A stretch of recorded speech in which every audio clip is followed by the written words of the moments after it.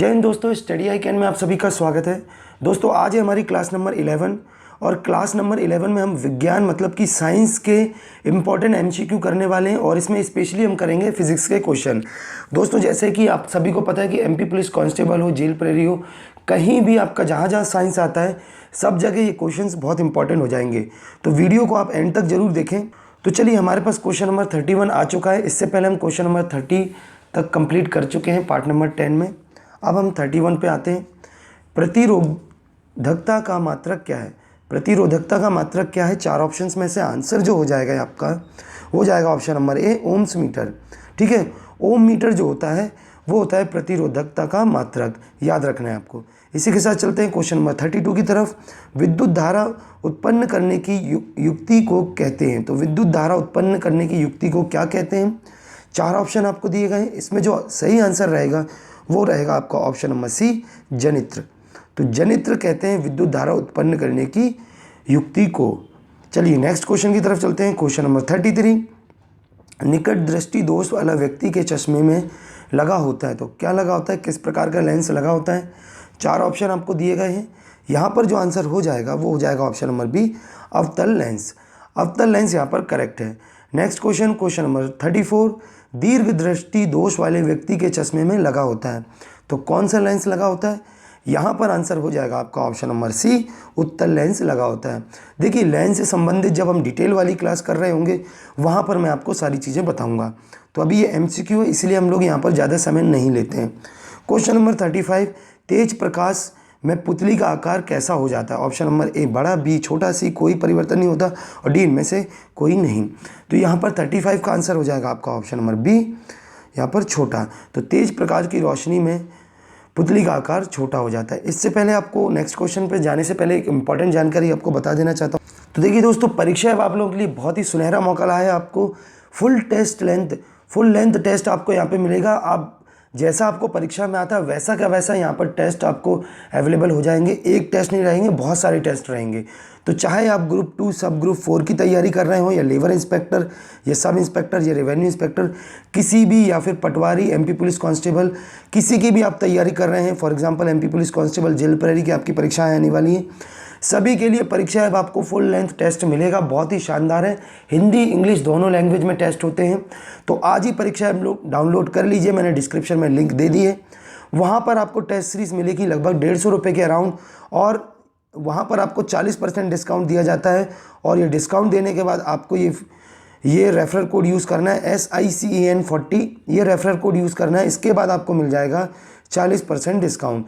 तो परीक्षा में आप किसी भी प्रकार के आप लोग टेस्ट सीरीज़ वहाँ पर परचेज़ कर सकते हैं। अगर वर्ग 3 की तैयारी कर रहे हैं तब भी आपको टेस्ट मिल जाएंगे, MPPSC की भी तैयारी कर रहे हैं, या आपकी पुलिस कांस्टेबल, रेलवे की तैयारी, किसी भी एग्ज़ाम की अगर आप तैयारी कर रहे हैं तो आपको फुल लेंथ टेस्ट मिल जाते हैं परीक्षा ऐप में।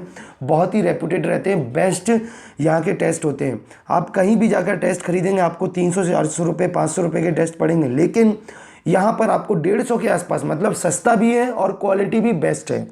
ये ऐसा इसलिए मिलेगा क्योंकि आप हमारे channel study I can say जुड़े हैं और आप हमारा कोड यूज़ करेंगे, इस वजह से आपको वो 150 के अराउंड पड़ेगा।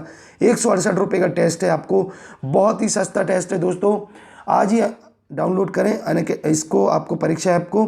और मैं आपको बता दूं परीक्षा ऐप की डिस्क्रिप्शन में मैंने लिंक दे दी है। चलिए नेक्स्ट क्वेश्चन की तरफ। तो दोस्तों क्वेश्चन नंबर 36 आपकी स्क्रीन पर आ चुका है। तेज प्रकाश में पुतली का आकार कैसा हो जाता है? अभी मैंने आपको बताया छोटा हो जाता है।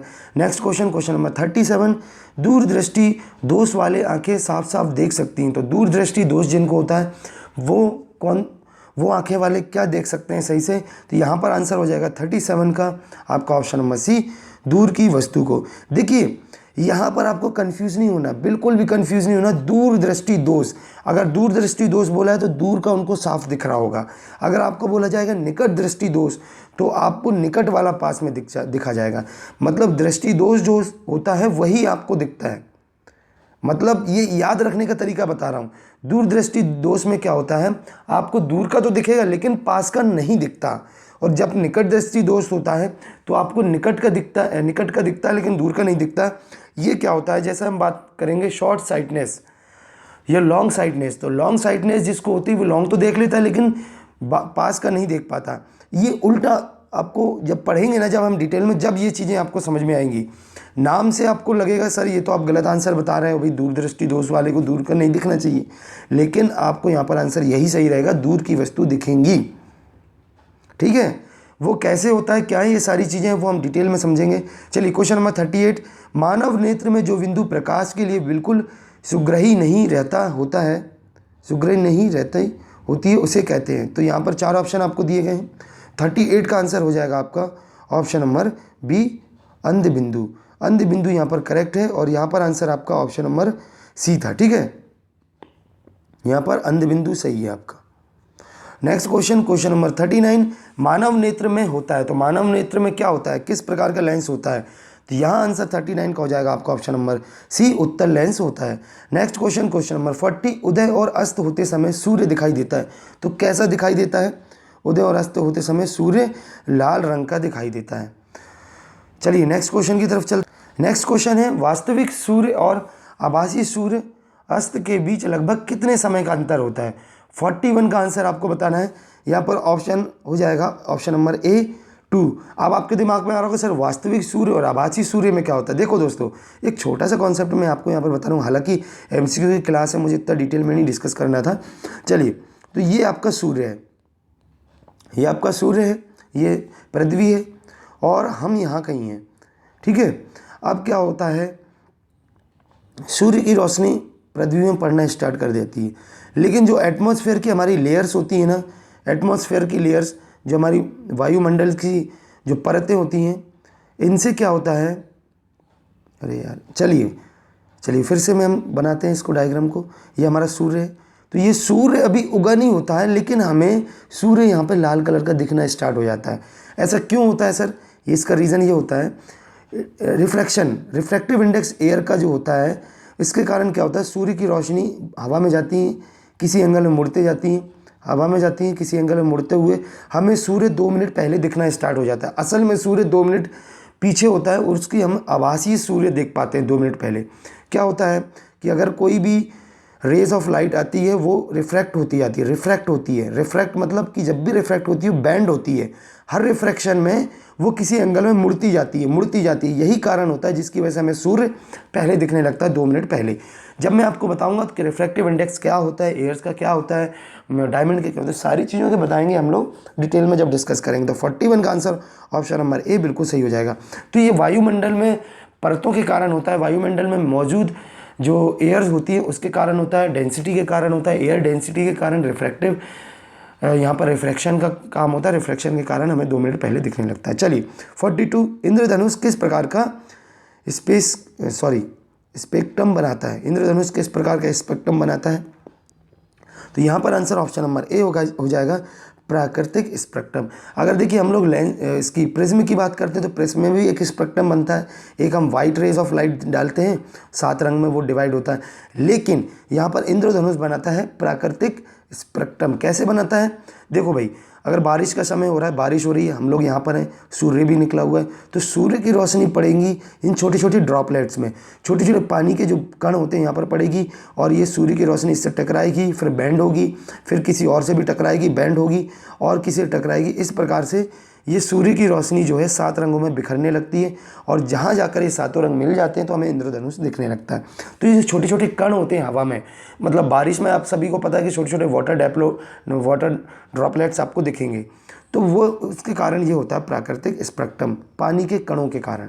समझ रहे हैं? 43, क्वेश्चन नंबर 43, अत्यधिक ऊंचाई पर आकाश में वायुयान से सफ़र करने का प्रकाश का रंग कैसा दिखता है?